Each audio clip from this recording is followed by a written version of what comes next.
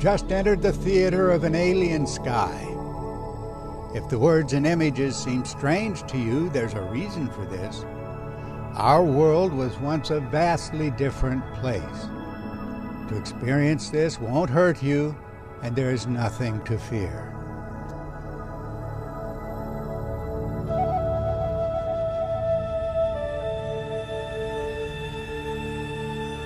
In all of the discourses in this series, one question has dominated. The question concerns the monumental civilizations that emerged so suddenly and unpredictably just a few thousand years ago. As scientists and historians delve into the early cultures from ancient Egypt and Mesopotamia to China and the Americas, the greatest challenge is almost never addressed. How do we explain the mythic archetypes, the global patterns? As we've noted repeatedly in this series, not one of the early civilizations was free from this remarkable substructure of human thought. A profound sense of connection to the earliest remembered time, called the first time. A time of celestial splendor when visible gods ruled the heavens. A lost paradise or golden age on earth. A towering temple or city or kingdom in the sky, a celestial Heliopolis, Sumer, or Jerusalem, a model in heaven to inspire construction of sacred dwellings on earth. A cosmic mountain rising along the world axis as if to support the luminous dwelling of the gods. A primeval sun god at the summit, not the body we call sun today, but a power claimed to have ruled the sky in a former age of gods and wonders. Why did Greek chroniclers so consistently identify the celestial founder of the Golden Age as Kronos, the Latin planet god Saturn? And for what unearthly reason would Greek astronomers have also named this very power as Helios, the sun? It is all preposterous. And yet the collective memories still tug at us, calling us to remember, pointing to patterns of historical fact that challenge every common opinion today about the past. The archetypes are the permanent backdrop to every civilization on Earth. We know that all of the early cultures obsessively feared a fiery serpent or dragon whose attack on the world brought humanity to the edge of extinction.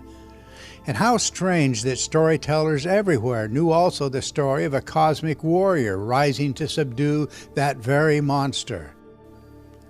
These are not just loosely defined expressions of human anxiety. As we've seen, the details are concrete and the parallels are worldwide. The pervasive theme of the attacking serpent or dragon must have an explanation. Mere accidents of human thought could never have achieved the global influence of this human memory. No intellectual mistake could be greater than ignoring this convergence of human memories. The remembered events are not occurring in our own time. Today's world, today's sky, could not have provoked a single mythic or symbolic archetype, and that's the heart of a profound mystery. The archetypal substructure exists and has been documented across hundreds of global themes. This can only mean that something fundamental and indispensable to scientific understanding has been overlooked. To follow this question into the heart of the ancient world, it's well worth considering one archetype in particular, taking us back to the first stirrings of the great civilizations. I'm referring here to the ancient mother goddess, in particular the polar opposites expressed in the goddess's underlying identity. How did a mythic archetype, a goddess revered as the source of life and light and feminine charm, come to display a darker aspect as a world-threatening monster, the prototype of the wicked queen? A goddess originally celebrated as the exemplary star, the beautiful queen of heaven. What could account for the transformation of that very goddess into a shrieking witch or hag whose wildly disordered, streaming hair stretched across the sky?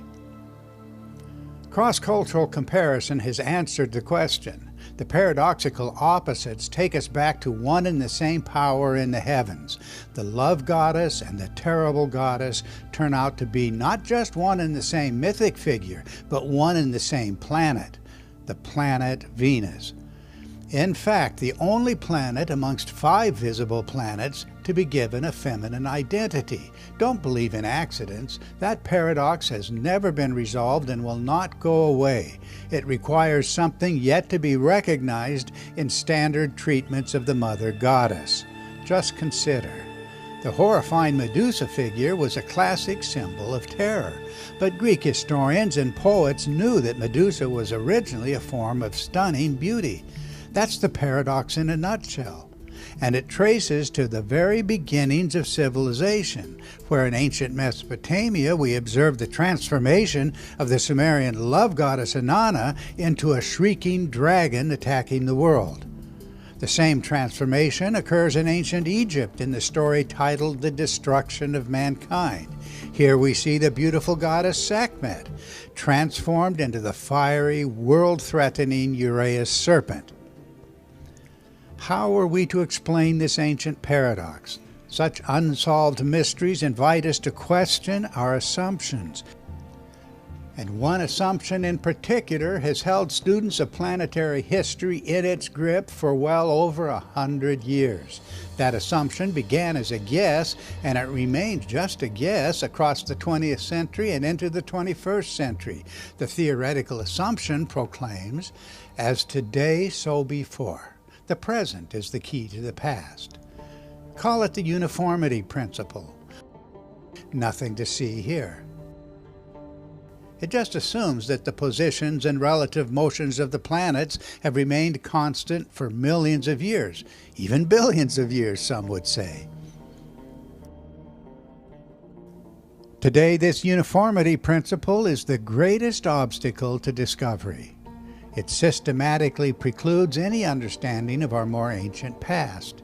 Even in the face of overwhelming evidence to the contrary, the uniformity principle deflects our attention away from the collective memories that drove the emergence of the early civilizations. No mistake could be more costly than to ignore the global consensus, the archetypal substructure beneath the surface details and contradictions of the archaic cultures. This substructure is a bedrock of cross-cultural agreement, and it requires us to consider events that are not occurring today. The uniformity principle cannot be valid in approaches to ancient history.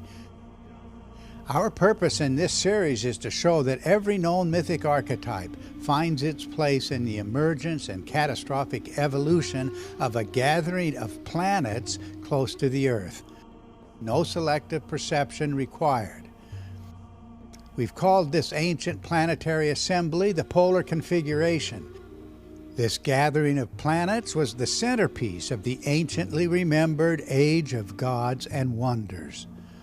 Within this framework, the global imagery of the Mother Goddess connects us directly to the origins, the dynamic activity, and the ultimate fate of the Venus Goddess.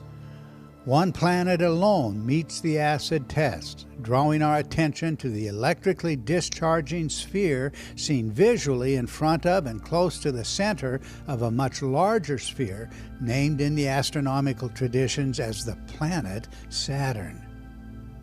And within the very same context, the Venus Goddess stood in a profound alignment with the smaller, darker, and reddish sphere named globally as the planet Mars, the prototype of the warrior hero. That's the Mother Goddess paradox that we will explore in the 2 episodes to follow.